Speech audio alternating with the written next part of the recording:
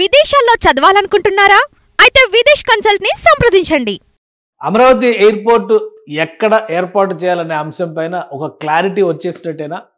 చాలామందికి ఉన్న ఎయిర్పోర్ట్లే సరిగా ఆపరేషన్స్లోకి రావట్లేదు, ఈ ఎయిర్పోర్ట్ ఎందుకు అనేటువంటి ప్రశ్న పదే పదే వస్తుంది. అలానే ఈ ఇలాంటి వీడియోలు చేసిన ప్రతి సందర్భంలోనూ విమర్శలు కూడా బాగానే వస్తున్నాయి. కానీ జరుగుతున్నటువంటి యాక్టివిటీని యాజ్ ఇట్ ఈస్గా రిపోర్ట్ చేయాలి. అలానే ప్రాబబిలిటీస్ ఏంటి అనేటువంటి అంశాలపైన ఎలాంటి డిస్కషన్స్ జరుగుతున్నాయో వాటిని మాత్రమే మీకు అందించేటువంటి ప్రయత్నం చేస్తున్నా. అమరావతి ఎయిర్పోర్ట్కు సంబంధించి ఒక అడుగు ముందుకు పడింది. వాస్తవానికి రాష్ట్ర ప్రభుత్వం కొన్ని ప్రదేశాలని, దాదాపు 6 ప్రదేశాలను పరిశీలించిన తర్వాత వాటిని శాస్త్రీయమైనటువంటి ఫీల్డ్ లెవెల్ అధ్యయనం కోసం అధికారుల ముందరుంచింది. ఈ నేపథ్యంలోనే ఎయిర్పోర్ట్స్ అథారిటీ అధికారుల సహకారం తీసుకోవడం ద్వారా అమరావతి ఎయిర్పోర్టుకు సంబంధించి కొన్ని చోట్ల ఫీల్డ్ సర్వేలు జరుగుతున్నట్టుగా సమాచారం వస్తుంది.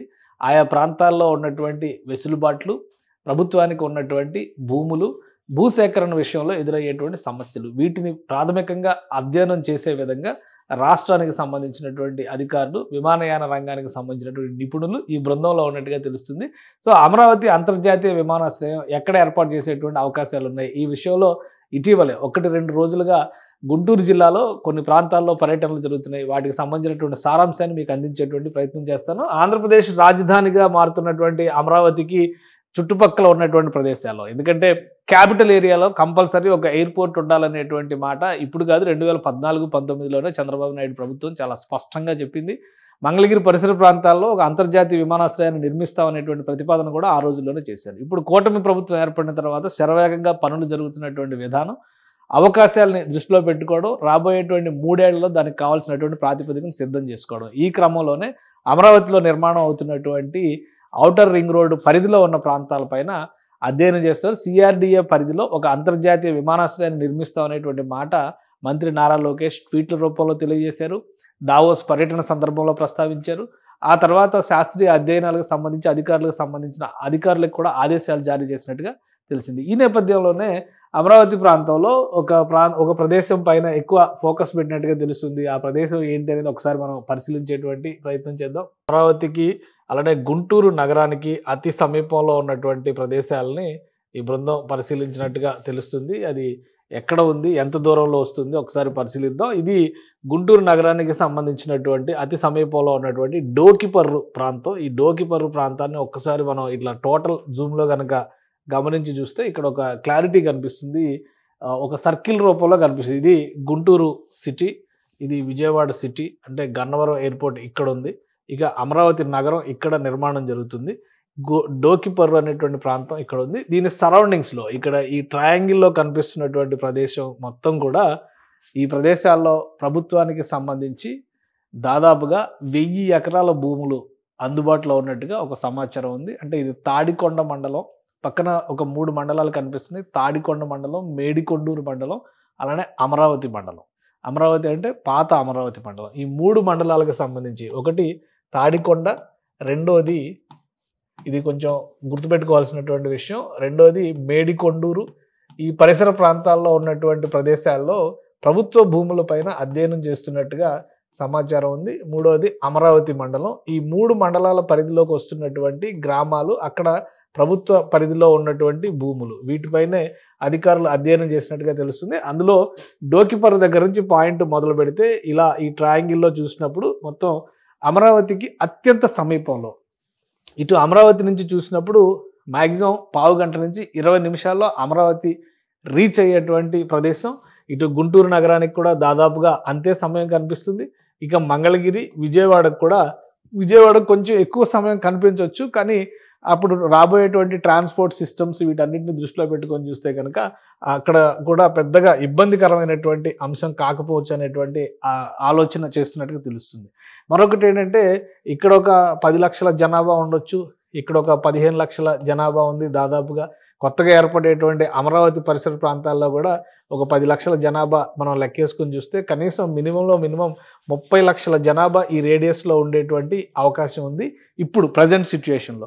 రాబోయేటువంటి 5 ఏళ్లలో అమరావతి నిర్మాణం తర్వాత ఈ ప్రాంతంలో పెద్ద ఎత్తున జనాభా పెరిగేటువంటి అవకాశం ఉంటుంది. కనీసం 50-60 లక్షల మంది జనాభా ఇక్కడ ఉండే అవకాశం ఉందని చెప్పని అధికారులే స్వయంగా అంచనా వేస్తున్నారు. అలానే దీంతోపాటు మరొక విషయాన్ని మనం ఒకసారి దీన్ని డీటెయిల్గా చూసే ముందు మరొక విషయాన్ని కూడా గమనించాల్సి ఉంటుంది.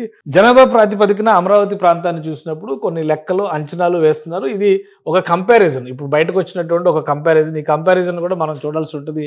లండన్ మహానగరం ప్రపంచంలోనే ఒక ప్రఖ్యాతమైనటువంటి నగరం, అందరికీ తెలుసు. అక్కడ దాదాపుగా 90 లక్షల జనాభా, 89 లక్షల జనాభా ఉన్నటువంటి లండన్ నగరంలో 5 ఎయిర్పోర్ట్లు ప్రస్తుతం రన్ అవుతున్నాయి. 5 ఎయిర్పోర్ట్లు అక్కడ అందుబాటులో ఉన్నాయి. రాబోయేటువంటి 5 ఏళ్లలో చుట్టుపక్కల జనాభాని వీటన్నింటిని దృష్టిలో పెట్టుకొని చూస్తే ఇప్పుడు ఉన్నటువంటి ఈక్వేషన్స్లో కూడా దాదాపు 60 లక్షల జనాభా అమరావతి ప్రాంతంలో ఉంటే కేవలం ఒక ఎయిర్పోర్ట్ మాత్రమే, గన్నవరం ఎయిర్పోర్ట్ మాత్రమే అందుబాటులో ఉంది. అంటే ఇది చుట్టుపక్కల ఉన్నటువంటి జనాభాని, ఆ అమరావతి రేడియస్లో ఉన్నటువంటి జనాభాని కనుక పరిగణలోకి తీసుకుని చూస్తే, అందుకనే మరొక ఎయిర్పోర్ట్ అవసరం ఇక్కడ అత్యవసరం అనేటువంటి అభిప్రాయం కనబడుతుంది. భవిష్యత్ అవసరాలను దృష్టిలో పెట్టుకొని చూసినప్పుడు కూడా ఇక్కడ ఖచ్చితంగా ఎయిర్పోర్ట్స్ రన్ చేయాల్సినటువంటి పరిస్థితి వస్తుందని చెప్పని అంచనా వేస్తున్నారు. ఇప్పుడు లండన్ ముఖ చిత్రాన్ని కనుక మనం ఒకసారి తీసి చూస్తే సెంట్రల్ లండన్కి దాని చుట్టుపక్కల ఉన్నటువంటి ప్రదేశాల్లో ఎట్లాంటి ఇగో ఇక్కడ ఒక ల్యూటన్ ఇదొక ఎయిర్పోర్టు, స్టాన్స్టెడ్ ఇదొక ఎయిర్పోర్టు, అలానే సిటీ ఎయిర్పోర్ట్ మరొక వైపు ఉంది. ఇటువైపు చూస్తే గాట్విక్ మరొక ఎయిర్పోర్టు, హేత్రూ ఎయిర్పోర్ట్ చాలా ఫేమస్. ఇది అంతా కూడా సెంట్రల్ లండన్కి రీచ్ అవడానికి ఉన్నటువంటి మొత్తం 1, 2, 3, 4, 5 ఎయిర్పోర్ట్లు ఒక లండన్ మహానగరానికి మాత్రమే సేవలు అందిస్తున్నటువంటి పరిస్థితి. చాలా రద్దీగా ఉండేటువంటి ఎయిర్పోర్ట్గా లండన్ ఎయిర్పోర్ట్కి ప్రత్యేకమైనటువంటి గుర్తింపు ఉంది. అంటే లండన్తో మనం ఎందుకు పోల్చుకుంటున్నాం అంటే అంతర్జాతీయ నగరాలకు సంబంధించినటువంటి నమూనాలను పరిశీలించి అంతర్జాతీయ నగరాలు నిర్మించాలనేటువంటి ఆలోచన చేసినప్పుడు ఖచ్చితంగా అలాంటి నగరాలతోనే పోల్చుకోవాల్సినటువంటి అవసరం ఉంటుంది. కాబట్టి మంగళగిరి ఎయిర్పోర్ట్కి సంబంధించి ఈ ప్రదేశాన్ని ఒక్కసారి మనం జూమ్ చేసి చూద్దాం. ఇందాకే మనం అనుకున్నాం ఏ మండలాలు వస్తున్నాయి అనేటువంటిది.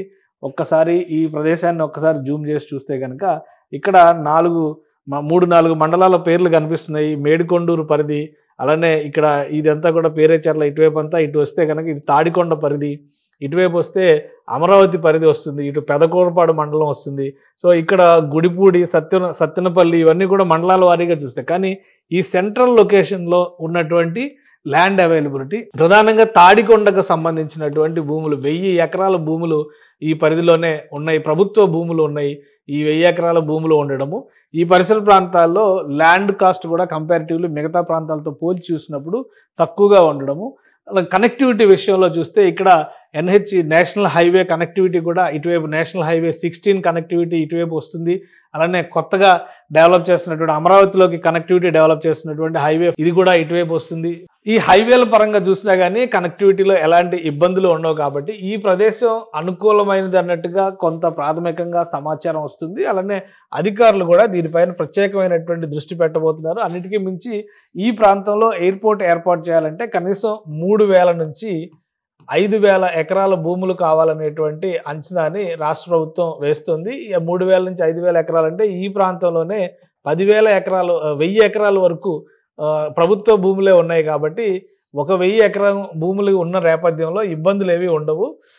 ఇంకా మిగతా భూముల్ని సేకరించేటువంటి క్రమంలో ఈ ప్రాంతంలో భూముల ధరలు కూడా కొంత తక్కువగా ఉన్నాయి. కాబట్టి సేమ్ అమరావతికి ఏదైతే ల్యాండ్ పూలింగ్ విధానాన్ని అనుసరించారో ఆ తరహాలోనే ల్యాండ్ పూలింగ్ పద్ధతిలో వెళ్తే భూసేకరణ కూడా పెద్ద సమస్య కాకపోవచ్చు అనేటువంటి ఆలోచన చేస్తున్నారు. పైగా ఇప్పుడే ఎందుకు ఇంత తొందరపడుతున్నారంటే ప్రాథమికంగా ఇవ్వాల్సినటువంటి క్లియరెన్స్లు, అమరావతికి సంబంధించినటువంటి గ్రీన్ఫీల్డ్ ఎయిర్పోర్ట్కు సంబంధించినటువంటి ఫీజిబిలిటీ సర్వేలకు సంబంధించి ఆల్రెడీ విమానయాన శాఖకి రిపోర్ట్ సబ్మిట్ చేయాలి. కాబట్టి కన్సల్టెంట్ల నియామకాన్ని కూడా రాష్ట్ర ప్రభుత్వం ప్రారంభించింది.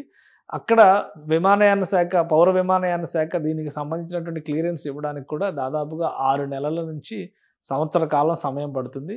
భూసేకరణకు సంబంధించి కూడా ఒక ఏడాదిన్నర సమయం పట్టేటువంటి అవకాశం ఉండొచ్చు. కాబట్టి ఒక లాంగ్ టర్మ్ ప్లాన్ కింద రాష్ట్ర ప్రభుత్వం దీన్ని ఒక ప్రణాళికాబద్ధంగా ముందుకు తీసుకెళ్లే ప్రయత్నం చేస్తుంది. ఉదాహరణకి ఈరోజు భోగాపురంలో కడుతున్నటువంటి అల్లూరు సీతారామరాజు ఇంటర్నేషనల్ ఎయిర్పోర్ట్కి సంబంధించినటువంటి మొదటి బీజం 1997లో పడింది. అయితే యాక్చువల్గా గ్రౌండ్లో పనులు మొదలుపెట్టింది 2023లో మొదలుపెట్టారు. 2026కు అందుబాటులోకి తీసుకురావాలని ఆలోచన చేస్తున్నారు.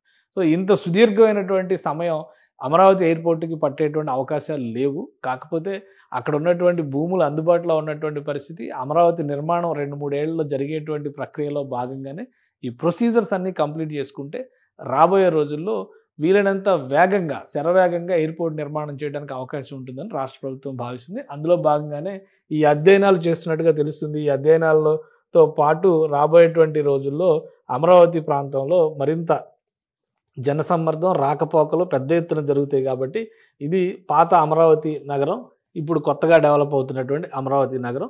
ఈ పరిధిని దృష్టిలో పెట్టుకునే పొన్నెకల్లు దగ్గర నుంచి రావెల దగ్గర నుంచి ఈ సర్కిల్ మొత్తాన్ని కూడా రాష్ట్ర ప్రభుత్వం ప్రత్యేకంగా ఎయిర్పోర్ట్కి సంబంధించినటువంటి ఫోకస్లోనే పెట్టినట్టుగా తెలుస్తుంది. ఇది గుంటూరు నగరానికి ఇటు ఆనుకుని ఉంటుంది, ఇటు అమరావతి నగరానికి ఆనుకుని ఉంటుంది, ఇటు వెళ్లేందుకు విజయవాడకు రాకపోకలకి అవకాశం ఉంది. కాబట్టి ఇదే అత్యంత అనువైనటువంటి ప్రదేశం అని చెప్పని భావిస్తున్నట్టుగా తెలుస్తుంది. ప్రాథమిక అధ్యయనాలు అయిన తర్వాత దీనిపైన ఫీజిబిలిటీ స్టడీస్ కూడా జరుగుతాయి. ప్రత్యామ్నాయంగా చెప్పినటువంటి 4-5 ప్రాంతాలు 4-5 ప్రదేశాల విషయంలో కూడా ప్రభుత్వం ఒక క్లారిటీకి వచ్చింది. గన్నవరం ఎయిర్పోర్ట్కి దూరంగా ఉండడంతో పాటు గుంటూరు జిల్లా పరిధిలో కృష్ణానదికి ఆవల కంటే కృష్ణానదికి ఈవల ఈ ఎయిర్పోర్ట్ని డెవలప్ చేయడం వల్ల ఎక్కువ ప్రయోజనాలు ఉంటాయనేటువంటి అభిప్రాయాన్ని ఇప్పటికే ప్రభుత్వంలోని కొందరు పెద్దలు వ్యక్తపరిచినటువంటి నేపథ్యంలోనే క్షేత్రస్థాయిలో కావాల్సినటువంటి అధ్యయనాలని రాష్ట్ర ప్రభుత్వం ప్రారంభించింది. సుమన్ టీవీలో మీ పర్సనల్ అండ్ బిజినెస్ ప్రమోషన్స్ కోసం కింది నెంబర్కి కాంటాక్ట్ చేయండి.